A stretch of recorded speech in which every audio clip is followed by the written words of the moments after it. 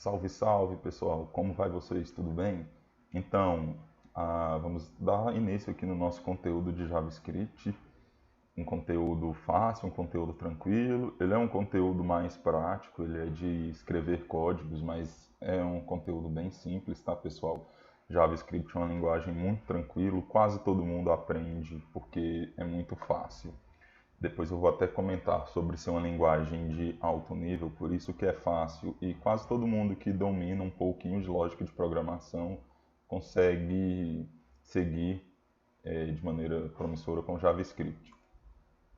Então, no nosso módulo, se vocês olharem lá no plano de ensino, nós temos planejado estudar o JavaScript, um pouquinho da introdução e a linguagem, arquivo local e externo, comentário, saída de dados, variáveis, concatenação, operadores e funções. Ok? Isso daqui é só para nos direcionar mesmo. Então, mas e aí, professor? O que é o JavaScript?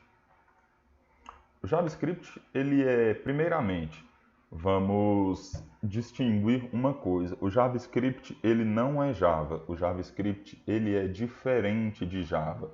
Java é uma outra linguagem de programação, ela tem um outro mecanismo de funcionamento, ela tem uma outra escrita de código, ela tem algum outro paradigma além do JavaScript. Então, só para desmistificar, separem sempre, tá? O JavaScript ele é diferente do Java. Então, o JavaScript ele é uma linguagem de programação e ele é uma linguagem de alto nível, como eu tinha comentado com vocês. Esse alto nível e baixo nível, ele não quer dizer se a linguagem é boa ou ruim. Quando eu digo alto nível, eu estou me referindo ao nível de entendimento humano. Então, é a capacidade de o humano compreender aquela linguagem. Então, ela é de alto nível, porque ela é de alto entendimento humano. Quando eu digo que uma linguagem é de baixo nível, eu quero dizer que ela é uma linguagem de baixo nível de entendimento humano. Porém, isso é inversamente proporcional. Quando a linguagem ela é de baixo nível de entendimento humano, ela tem um melhor nível de entendimento computacional. Então, se vocês forem ver linguagens que são de mais baixo nível, você vai ver que você trabalha ali operando registradores, esse tipo de coisa, fazendo operações matemáticas e lógicas diretas.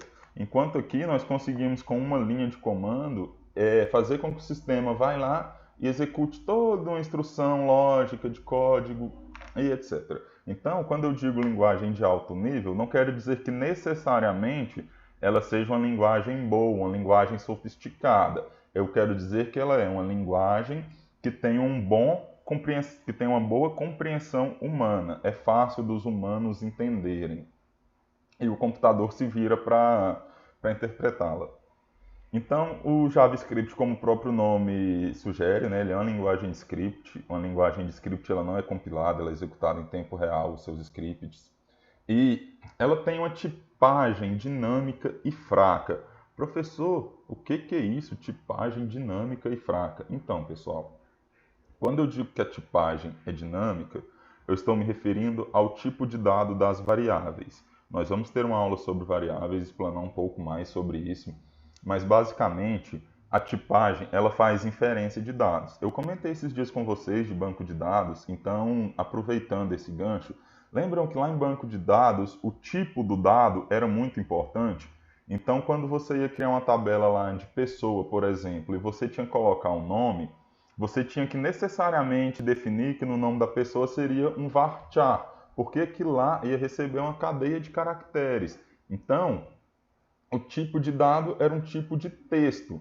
Se você fosse salvar a idade no banco, por exemplo, você poderia colocar um campo int, que aquele campo necessariamente iria receber um valor inteiro. E assim sucessivamente, você tem tipos lógicos, que recebia verdadeiro ou falso. Você tinha os tipos de decimal para colocar valores com vírgula. Então, lá no banco de dados, ele tem a tipagem muito forte, porque o tipo de dado importa muito para a estrutura. No JavaScript, não. Assim como o PHP, como o Python, ele tem uma tipagem dinâmica. Então, por exemplo, lá em PHP você declara $, o nome da variável, E você pode atribuir um valor inteiro, um valor lógico, um valor real, um texto, você pode colocar uma função dentro de uma variável. Então, o tipo de dado, ele não é muito importante, porque ele faz isso, ele faz a inferência de dado, ele sabe qual é o tipo de dado que recebe. Então, é fraco por quê? Porque não importa o tipo de dado. Se vocês tiveram a oportunidade de estudar linguagem C ou linguagem Java, por exemplo, vocês vão ver que lá o tipo de dado é muito importante. Então, quando você declara uma variável do tipo inteiro, ela só aceita valor inteiro. Se você declara uma variável do tipo float, ela aceita só valores floats, e consequentemente o float também aceita o inteiro, né?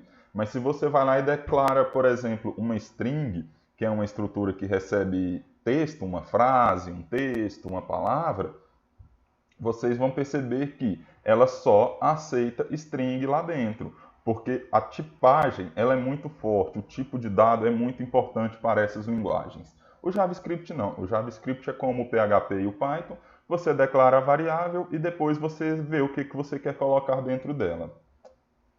Certo? Então, o JavaScript ele surgiu em meados de 1995. É uma linguagem relativamente nova, se você for observar. Tem linguagens aí que surgiram na década de 70, na década de 80. Acredito que o Python mesmo é visto como uma linguagem nova também. Salvo engano, ele surgiu na década de 80. Então, o JavaScript, junto com o HTML e o CSS, são as três principais tecnologias da www. Certo?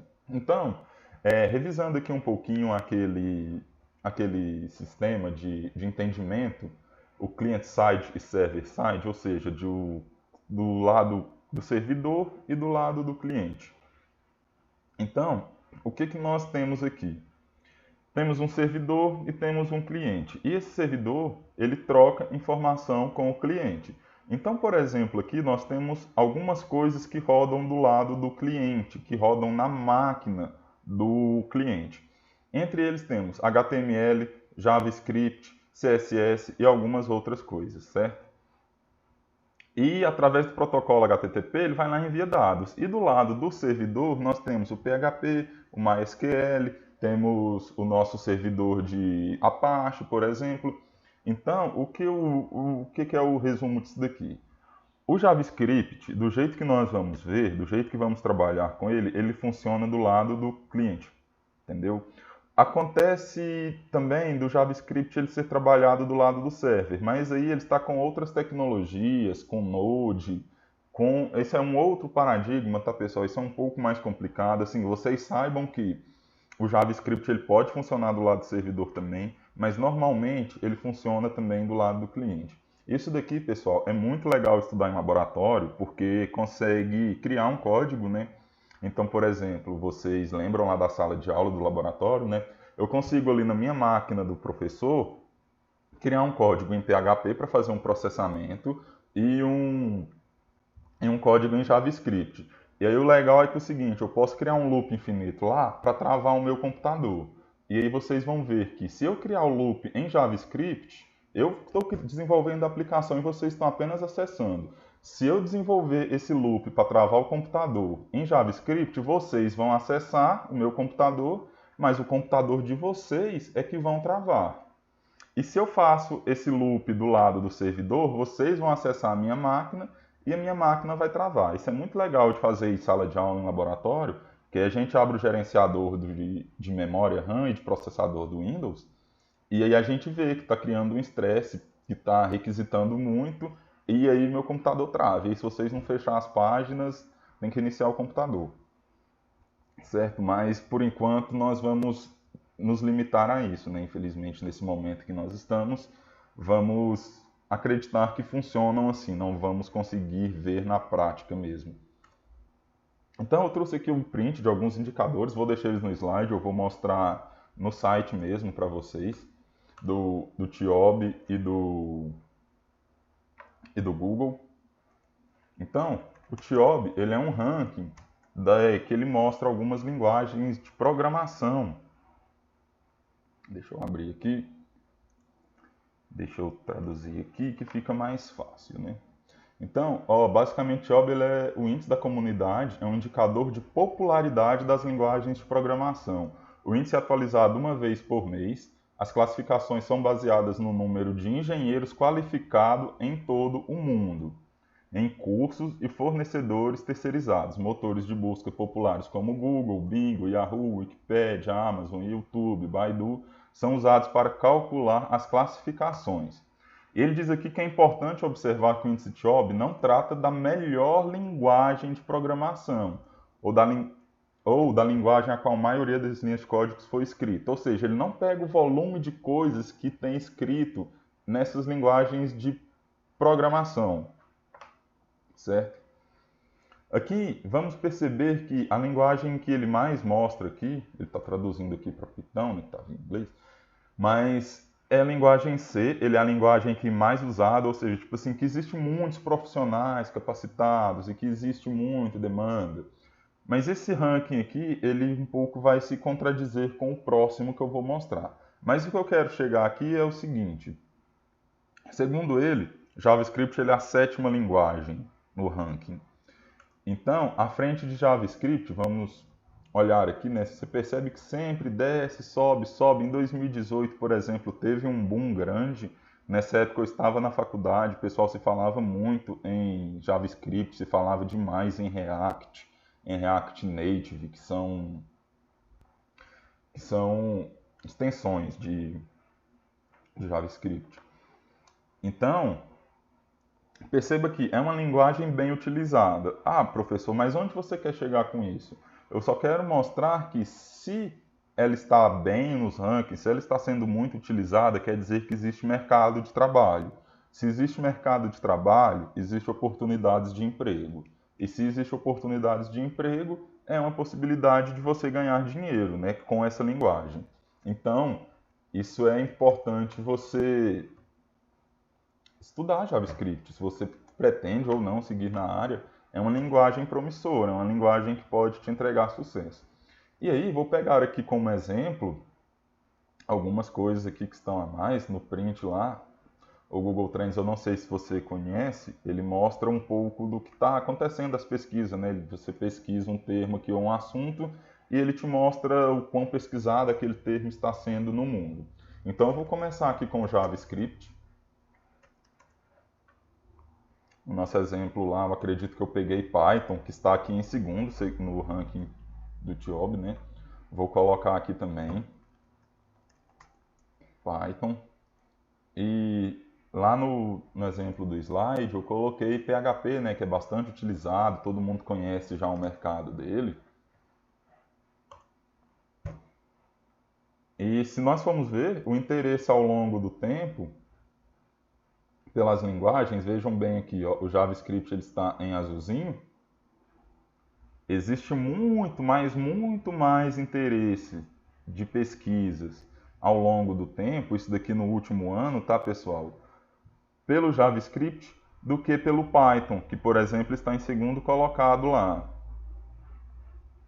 E o PHP vai caminhando ali, porque lembra que eu falei lá que eles são junto com o HTML, o CSS, o PHP está bem próximo também do desenvolvimento de sistemas, tá?